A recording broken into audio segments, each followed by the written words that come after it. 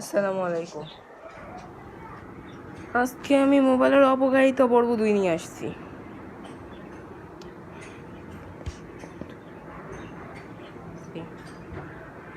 Current নাই, খুব বাজে অবস্থা। আশা করি পুরো ভিডিওটা অনেক মনোযোগ সহকারে দেখবেন। বাজে অবস্থা অনেক। আন্দোলন চলতেছে, সবাই জানে কত খারাপটা লাগে।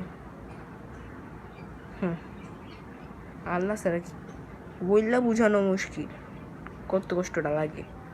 আন্দোলনে যে শেখ হাসিনা কত মানুষের মেরে ফেলাইতেছে, কত কষ্টটা লাগে, এটা কি বললা বুঝানো সম্ভব আপনার? এই কোন বাংলাদেশটার উপরে জাহান্নাম বানাতেছে। কথা না বলে মেন টপিকে আসি, কিন্তু তার আগে আমি আপনাদেরকে ধন্যবাদ দিতে চাইতেছি যে আপনারা নিজের সময় না নষ্ট করে এইসব ভালো ভিডিও দেখতেছেন। আপনাদের এটার জন্য অনেক ধন্যবাদ।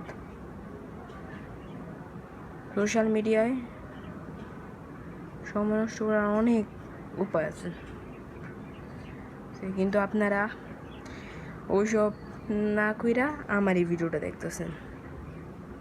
আপনাদেরকে অসংখ্য ধন্যবাদ। তো কথা না বাড়ায় মেন টপিক আসি। মোবাইল কি কাজে লাগে? মোবাইল অনেক কাজে লাগে, এটা আপনাদের কাউকে করে দিতে হবে না, কিন্তু মোবাইলের অনেকগুলো অপকারিতাও আছে। তো মোবাইল যে কাজে লাগে সেই কাজগুলো হলো কোনো তথ্য খোঁজা, পড়াশোনার খোঁজা, এটা ছাড়া আর কোনো কাজে মোবাইল লাগে না। সো মোবাইলের অপকারিতা কি? মোবাইলের অপকারিতা হইতেছে মোবাইলের রেডিয়েশন ব্রেনের ভিতরে ঢুকে ব্রেন পচা ফেলায়, ব্রেনে পচন ধরে। অনেকেরই জানি কথাটা বিশ্বাস করতেছেন না, কিন্তু এটাই সত্য। আমার কথা না বিশ্বাস করলে কোনো কথা নাই, বিশ্বাস করলে করেন, না করলে নাই। মোবাইল দেখার টাইম, মোবাইল দেখতে পারেন 1 ঘন্টার বেশি না। 1 ঘন্টার বেশি মোবাইল দেখলে মোবাইলের রেডিয়েশনের কারণে আপনার ব্রেন পচবে।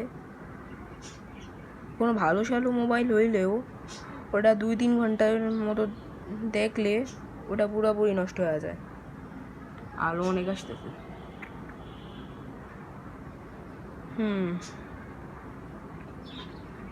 দয়া করে বেশি মোবাইল দেখেন না।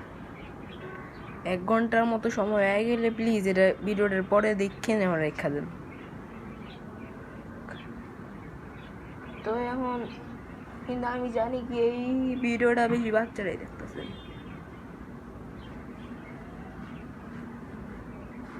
ঘরে আজকে একলা কারেন্ট নাইকা, তো এটার সাথে সাথে আমি একটু বলতে চাচ্ছি যে আপনারা পড়াশোনায় বেশি মন দেন।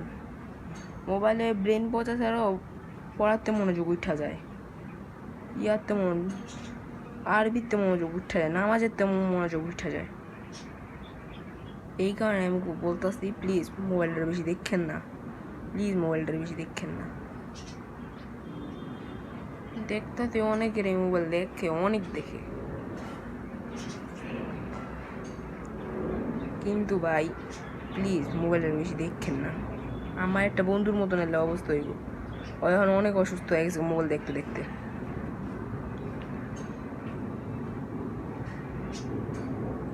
প্লিজ মোবাইলটা বেশি দেখেন না। তো এবার বাংলাদেশে আরও অনেক দুর্নীতিগ্রস্ত অবস্থা হয়ে গেছে। জিনিসের দাম যে পরিমাণ বাড়তেছে, ওরা দিয়ে মধ্যবিত্ত লোকেরা খাইতেও পর্যন্ত পারবো না, এই অবস্থা বাংলাদেশের। ভাই বাংলাদেশের অনেক খারাপ অবস্থা হয়ে গেছে। এই অবস্থা যদি চলতে থাকে তো বাংলাদেশে একদিনে পাকিস্তানের তো দুর্নীতিগ্রস্ত দেশ হয়ে যাব। এখন কিন্তু বাংলাদেশ পাকিস্তানের তো অনেক উন্নত আছে। আজকের মতো এই ভিডিওটা এই পর্যন্তই। দেখা হইতেছে পরে ভিডিওতে। ততদিন ভালো থাকবেন, সুস্থ থাকবেন। আল্লাহ হাফেজ। আসসালামু আলাইকুম।